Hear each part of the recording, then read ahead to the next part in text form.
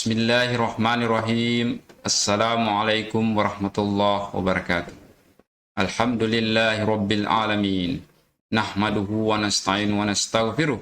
Wa na'udzu billahi min syururi anfusina. May yahdihillahu fala mudhillalah wa may yudlil fala hadiyalah. Allahumma salli ala Sayyidina Muhammad wa ala alihi wa sahbihi ajma'in.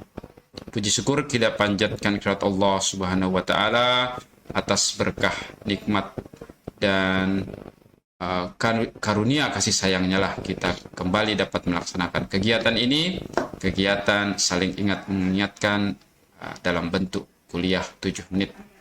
Salam dan salawat bagi junjungan kita Nabiullah Muhammad SAW, contoh teladan terbaik yang pernah ada di atas muka bumi ini.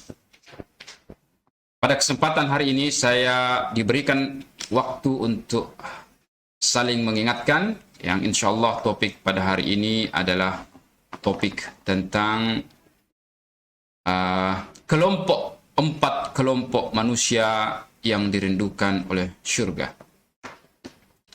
Salah satu rukun iman yang paling dasar adalah keyakinan kita tentang hari akhir.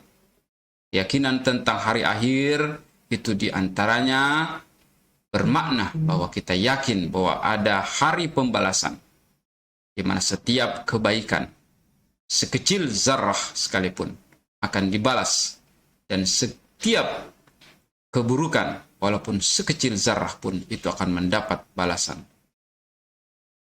Keyakinan ini membuat kita semakin yakin bahwa surga itu ada, dan surga adalah tempat balasan bagi orang-orang yang berbuat baik di masa hidupnya. Kelompok yang dirindukan surga itu ada 4. Yang pertama, kelompok manusia yang mencintai tilawatil Quran. Kelompok manusia ini, kelompok manusia yang mencintai Al-Quran, mencintai membaca Al-Quran, mencintai mentadabburi Al-Quran.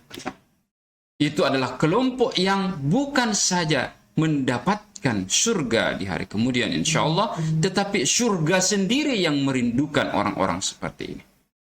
Tetapi ada sebagian orang yang mungkin merasa, saya ini tidak bisa lagi membaca Al-Quran karena mungkin penglihatannya sudah terganggu, atau tidak bisa lagi menghafal, tidak bisa membaca, tidak ada akses. Ingatlah bahwa mencintai Al-Quran tidak semata-mata membaca Al-Quran, tapi juga bermakna akan menyokong, mendukung upaya-upaya untuk Al-Quran ini senantiasa menjadi hiasan atau menjadi amalan bagi umat manusia. Kalau kita tidak bisa membaca Al-Quran, silakan sumbangkan tenaga, sumbangkan harta, sumbangkan kemampuan kita kepada lembaga-lembaga tahfiz Al-Quran, kepada anak-anak yatim yang membaca Al-Quran.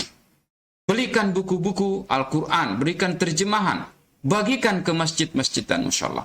Itu adalah bentuk bagaimana kita mencintai Al-Quran. Bentuk yang lain adalah dengan cara mengamalkan Al-Quran itu.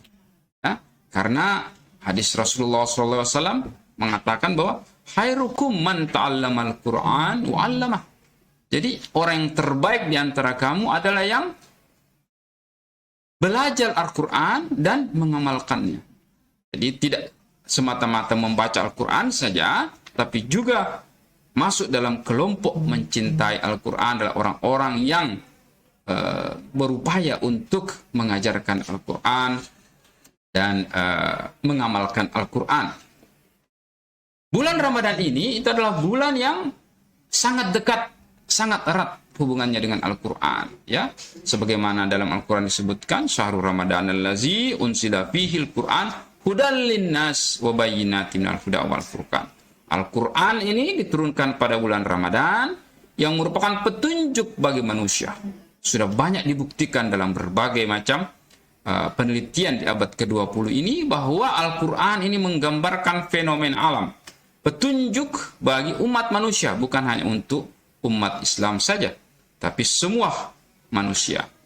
Ibarat manual book, Al-Quran ini adalah manual bagi umat manusia dalam rangka menjalankan kekhalifaannya di atas muka bumi ini sebagai abdillah, sebagai hamba Allah. Kita diciptakan, ya. Tidak aku ciptakan jin dan manusia kecuali untuk menyembah Allah, dalam rangka beribadah, menyembah Allah. Maka Al-Quran inilah manual booknya. Sehingga kita tidak bisa melepaskan aktivitas kita sehari-hari dari apa yang menjadi tuntunan Al-Quran sebagai kitab petunjuk kita. Yang kedua, kelompok yang dirindukan oleh surga adalah kelompok yang senantiasa habisul lisan, selalu berkata yang baik, berkata yang ma'ruf, mengajak yang baik, mencegah kepada yang mungkar. Karena dalam kehidupan sehari-hari kita banyak sekali terlibat dalam pergaulan yang senantiasa kadang-kadang kita lupa. Kalau kalimat kita yang keluar dari bibir kita itu kadangkala ada gibah, membicarakan orang lain, membicarakan keburukan orang lain. Ya, kadang-kadang ada yang mengatakan, wah ini keadaan sebenarnya. Ya, apakah yang termasuk gibah? Gibah adalah manakala orang yang kita bicarakan tidak menyukai apa yang kita katakan. Itu sudah termasuk gibah, walaupun itu benar. Ya, jadi kata-kata yang bohong juga merupakan kalimat yang tidak benar. Kemudian yang patut kita ingat adalah Allah telah menitipkan 2 malaikat di kiri dan kanan tubuh kita untuk mencatat semua kebaikan. CCTV yang super modern, teknologi CCTV yang Allah titipkan sejak kita lahir sampai kemudian nanti meninggal dunia itu sangat kompleks. Merekam suara, waktu, dan tempat, gambar, video, semua ada dalam rekaman rakit dan atid. Tetapi ingat bahwa rekaman keburukan kita yang berada di sebelah kiri itu tidak akan diungkap di hari kemudian manakala kita senantiasa menjaga untuk tidak bergibah. Tapi manakala kita bergibah, menceritakan keburukan orang lain, maka kita punya rekaman juga akan dibukakan kepada publik. Nauzubillah min dzalik.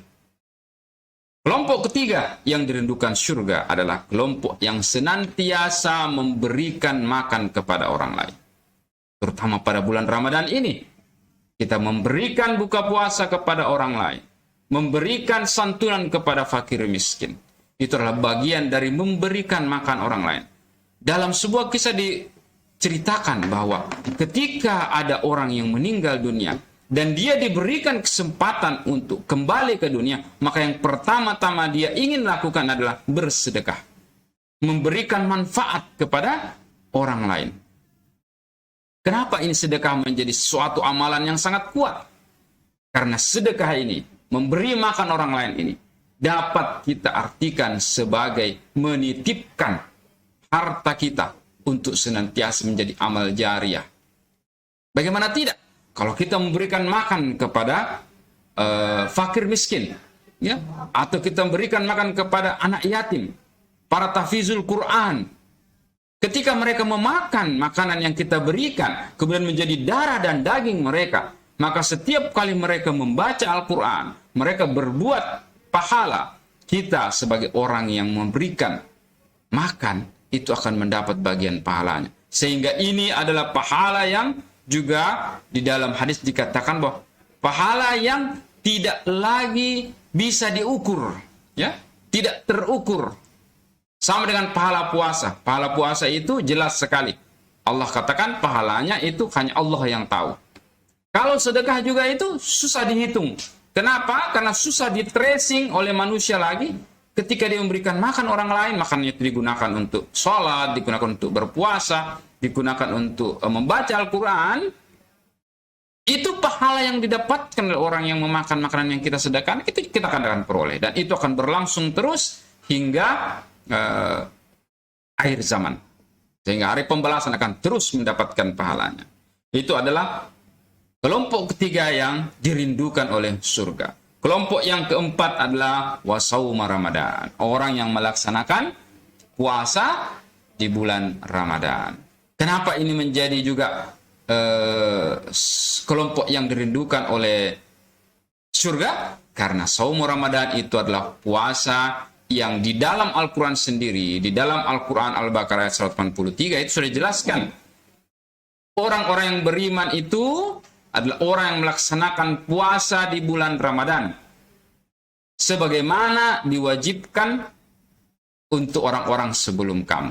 La'allakum tattaqun, agar engkau menjadi orang yang bertakwa. Jadi ibarat kalau kita melihat flowchart penelitian mahasiswa itu ada tujuan penelitian adalah untuk mencapai ketakwaan.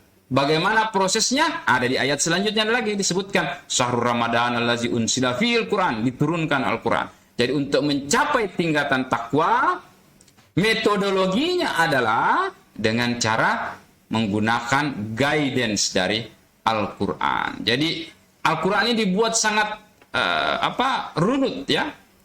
Ramadan dikatakan kewajiban berpuasa. Tujuannya apa? Untuk mendapatkan ketakwaan. Kemudian bagaimana metodenya? Bagaimana langkah-langkahnya? Ada di situ disebutkan melalui Al-Quran. Jadi baca Al-Quran. Itu adalah metodologi daripada untuk mencapai tujuan ketakwaan. Jadi saya kira itu yang keempat, alasan surga merindukan seseorang. Karena ini saum Ramadan juga dalam hadis itu man shama ramadanan imanan wahtisaban ghufirallahu ma taqaddama min dzambi. Ada yang menggunakan dalam hadis ini, ada yang menggunakan sama artinya berpuasa. Ada juga yang menggunakan kata koma artinya menghidupkan. Jadi Ramadan itu kita berpuasa, juga koma menghidupkan Ramadan. Jadi selain berpuasa juga menghidupkan Al-Quran, menghidupkan Ramadan, artinya melaksanakan berbagai macam ibadah ya yang dapat menambah pahala kita di bulan Ramadan. Karena kita dengarkan bahwa pahala di bulan Ramadan sangat-sangat berlipat ganda, di mana syaitan diikat dan surga-surga dibuka. Sehingga maksudnya apa? Semua amalan yang akan membawa kita ke surga itu dibuka, dan godaan-godaan syaitan itu menjadi sangat terbatas karena setannya terbelenggu. Ya. Demikian yang saya sempat sampaikan pada kesempatan hari ini. Sebagai summary, saya ingin mengulangi 4 kelompok yang dirindukan oleh surga. Yang pertama adalah kelompok yang senantiasa mencintai tilawat Al-Quran. Kelompok yang kedua adalah kelompok manusia yang selalu menjaga lisannya untuk menjadi selalu berkata yang baik.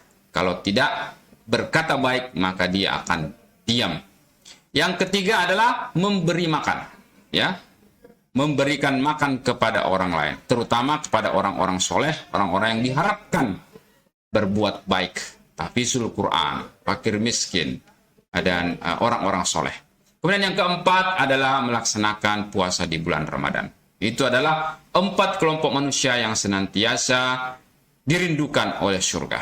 Semoga kita menjadi bagian dari 4 kelompok ini, dan insya Allah kita senantiasa diberikan kekuatan dan berkah oleh Allah untuk dapat melaksanakan ibadah-ibadah yang terbaik di bulan Ramadan ini. Subhanallah wa bihamdik, asyhadu an la ilaha illa anta astaghfiruka wa atubu ilaik. Subhana rabbika rabbil izzati amma yasifun, wassalamun alal mursalin, walhamdulillahi rabbil alamin. Assalamualaikum warahmatullahi wabarakatuh.